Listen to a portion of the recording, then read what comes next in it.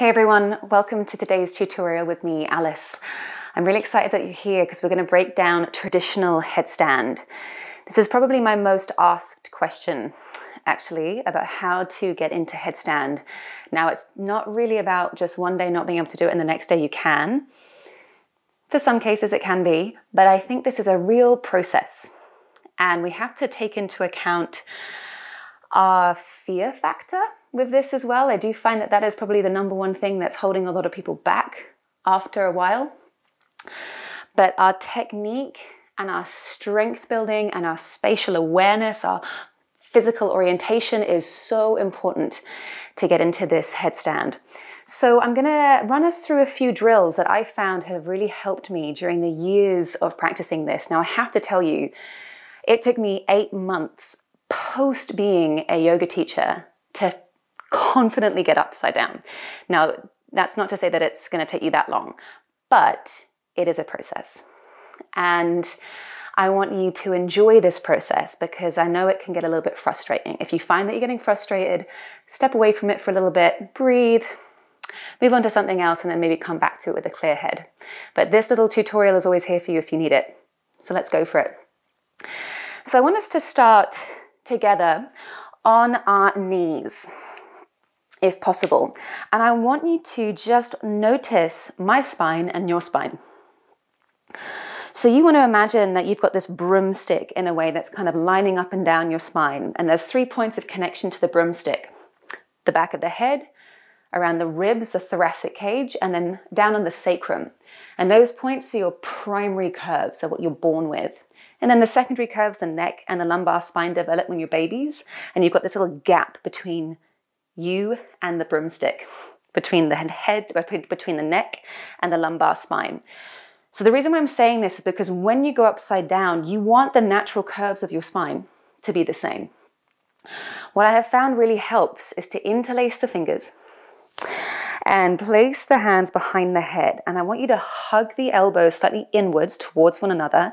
And as you hug the arms in towards one another, push the head back into the hands. Drop your chin slightly and push the head back. As you do this, I want you to feel like you're getting pulled up slightly in length.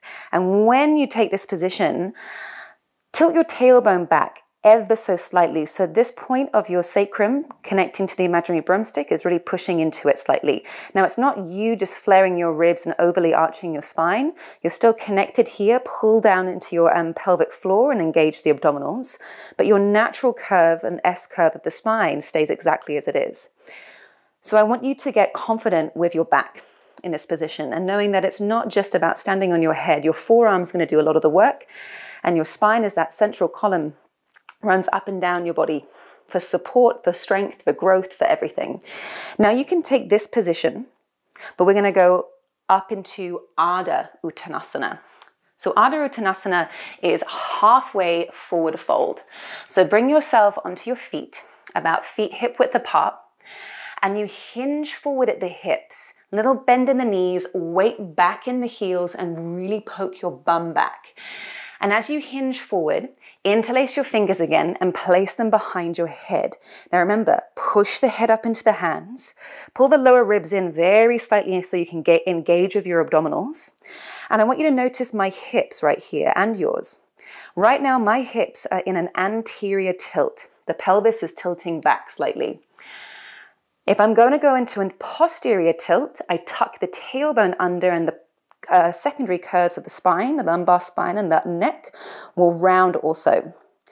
So I want you to find that anterior tilt in your pelvis. So there's a little bend in the knees, weight back into the heels, push the head into the hands, and play around with that. So you curve the spine, round it, and then tilt the tailbone back, slight arch of the spine so you get your natural S curve. And again, you tuck the tailbone, push the head into the hands still, and then lengthen the spine. We want to be able to lengthen the spine if we're going to stand on the head. One more time. Tuck the tailbone under, press down through the big toes, the little toe, and the heel bones. Last time, anterior curve in your spine, or anterior tilt even in your pelvis. As you exhale, release your hands, bring the hands onto your shins. This is a classic Ardha Uttanasana. Now I find just doing that little mixture of movements to be quite fiery. And then from there, everybody, I want us to walk the hands forward and come into a downward facing dog. Walk the feet back, claw the fingers forward, tilt your tailbone up towards the sky, drop the head through the arms, little bend in the knees. And then slowly walk out into high plank. So your feet go back, chest comes forward over the hands and the wrist. Now squeeze the legs together. Squeeze the glutes and push the floor away through the hands. So you can quite simply hold this plank. You can hold that there. You can lower down with me whenever you want to. You can hold that plank. So these isometric movements are really going to help you here. As you're pushing the floor away, what happens is you're usually protracting through the spine. So protraction through the spine is when the shoulder blades broaden. So you're really pushing the floor away. If you were going to retract the spine, you squeeze the shoulder blades a little bit closer together and you drop the chest slightly. So in your high plank, you push, protract, without bending your elbows, dip the chest down, squeeze the shoulder blades together. And again, protract, push, retract, sink a little bit. So you can play around with this movement for your scapula and all the muscles around, so the biceps around the chest, the serratus anterior, which is around your ribs, firing up to stabilize yourself when you go upside down. You can also try this down on your forearms. Plant the hands together, or you come into whatever variation of your hands you prefer. Protract and retract. So these little movements are solid for you to build up some strength, confidence, and more skill in a way in your practice. So come down and have a breather when you need to, because those little drills, they're tough. They're not designed to be really easy, but we want to build momentum, stamina, to get ourselves into that position to go upside down. Now, with all these little things in mind, thinking about your spine, thinking about the position of your pelvis, where your forearms are, we're going to interlace the fingers and bring the forearms to the floor so we get a little bit closer into edging into that headstand prep. One of my favorite ways to prep for headstand is through Dolphin. So Dolphin is when you have your forearms down, your bum up towards the sky. We're going to interlace the fingers, however. Now for your traditional headstand interlace, you interlace the fingers and you want to line your little fingers up next to one another. They're not going to go on top of each other because that way one of your pinky fingers is going to get all of your weight. So you want to line it next to each other so there's a little bit more base. And you're pressing down the little finger side of your hand and your forearm firmly into the ground. And I want you to think about that protraction feeling that you had before where you push the ground away. So let's go for it. Interlace the fingers, press it down. Make sure your elbows are not too wide, that you hug them in slightly. Remember that position that you had when you were on your knees before. This is what you're going to look like, flipped upside down. So hug them in, press down, protract through the upper back slightly, then tuck the toes. First of all, walk your feet about as wide as the mat. Bend your knees and poke your tailbone up towards the sky. And I want you to start to just rock forward and back for me. Bring your chin forward towards your thumbs. Rock the head back through the arms. And breathe with this. We go inhale, take it forward. Exhale, take it back. Anytime you find that your pelvis is tucking under slightly, bend the knees. One more time, you rock it forward and you rock it back. Now you can break at any point here. You can keep your feet wide or you can walk your feet in a little bit closer together. Press down through the forearms and either repeat dolphin press-ups, rocking forward and back, or you can bring the head into the cup of the hand. So you drop your chin towards your chest, look towards your feet. You come right up onto your tiptoes. Then if you're in this position, lift the head back out of the hands and look at them. Try it again. Bring the head into the cup of the hands, rise right up onto your tiptoes, and then lift the head, look at the hands once again. One more time. Chin to chest, up onto your tiptoes, pull the navel in slightly more. And then look at the hands one more time. Lower down the knees, rest the arms, rest the hands. Take your breaks because Dolphin fatigues the muscles. And I want you to feel nice and ready to go upside down if you're going to go for it. So that's where I'm going to say, if you want to stay at that dolphin press up rock, it's a good place to be. It's a reminder where the weight needs to be in the forearms rather than the crown of the head. You should be able to lift the head, or feel like you could lift the head, and not much would happen. So you want to bring all of the weight pretty much into the forearms, which will then be held up by the shoulders and then the spine and everything else. So if you're going to go a little bit further, I like us to bring the knees close towards the belly and the chest. So set yourself up once again, interlace the fingers, press down the forearms. So from here, you get yourself ready. Feet come closer in together, bend your knees. You bring your head into the cup of the hands and you walk your feet in a little bit more if you can.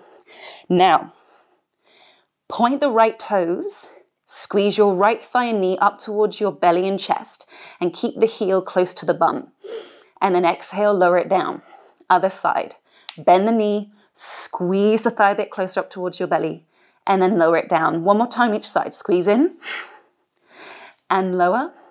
Hug in and lower. Drop the knees. Now the reason that I want you to bring your thighs close towards the belly, it's not to say that you can't go upside down with your legs coming all the way up.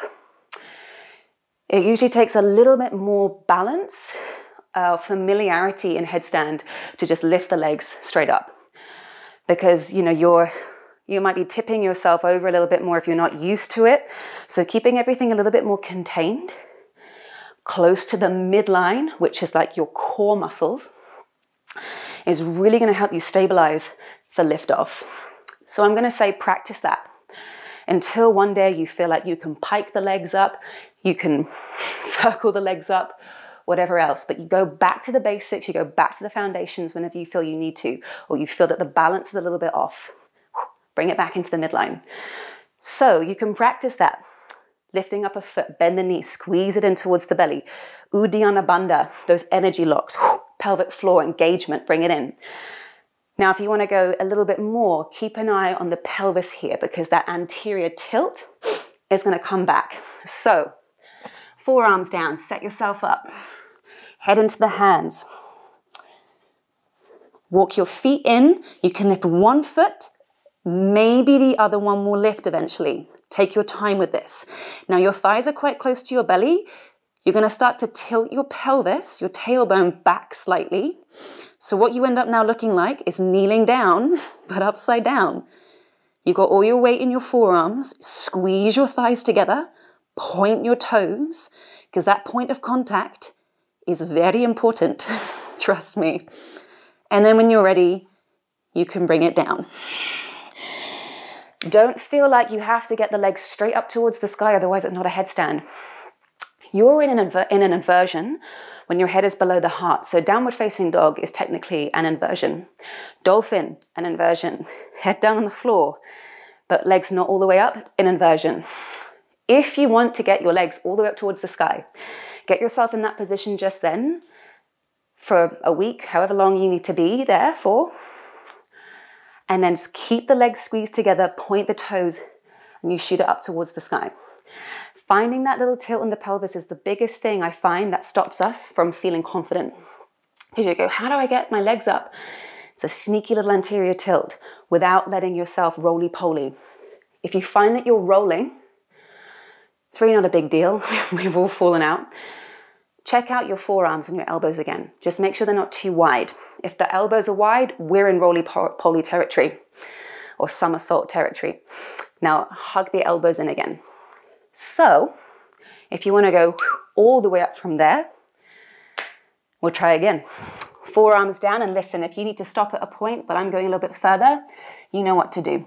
So forearms down, hug them in, protract, push away from the ground. Lift the hips, head in towards the hands, walk the feet up.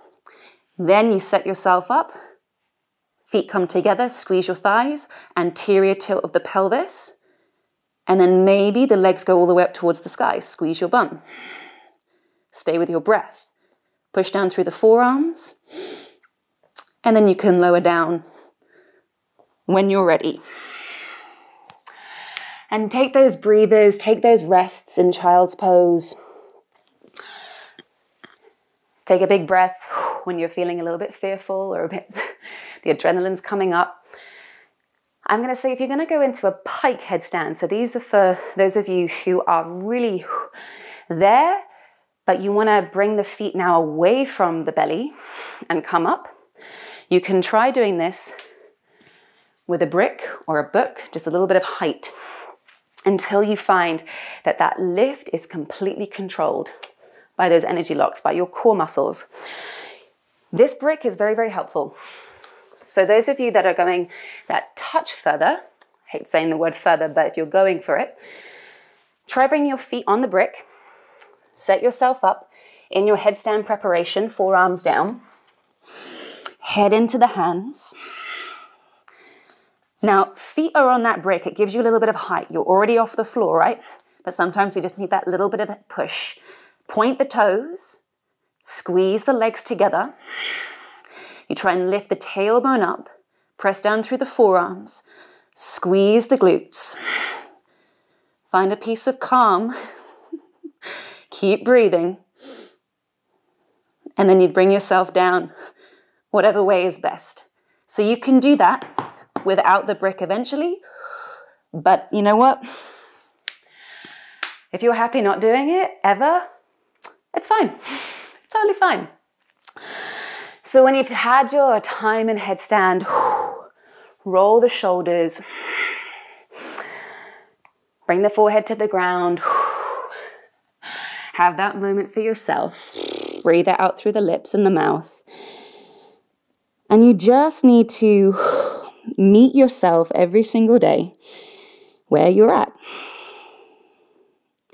With no judgment, with no frustration, no extra pressure. Because even though doing a headstand is really cool, doesn't make you a better person. But hopefully there's a few things in there that will help you build strength and awareness. So knowing where your spine is at, even when you're just sitting down, hugging the forearms in, pushing back through the crown for the back of the head, working yourself into high and low plank, protraction and retraction of the shoulder blades, working into dolphin, getting the hips high by bending the knees, and then again hugging your thighs and your knees close towards your belly when you're about ready to come up. Point the toes, squeeze the thighs, keep that connection as you rise up. So yeah, bring it all back to the foundations, to what's connecting you to the ground and connecting you to yourself, this midline. For us to be able to expand outwards, we need to have that strong center so that we can sort of dance about and fling our arms and our legs around without sort of collapsing because there's no strength at the center of it all. Anyway, I pretty much said everything I need to say about that. Let me know how you get on with it. I hope there is something in there. There are some nuggets in there that you can take away with you. And as always, take as much information from everyone that you can. And get some separation from the pose as well. Definitely recommend it. Don't get obsessed. Namaste. Thank you so much for joining me today. If you wouldn't mind liking, commenting, sharing, subscribing, it's an amazing, amazing thing for me. So thank you. All the best.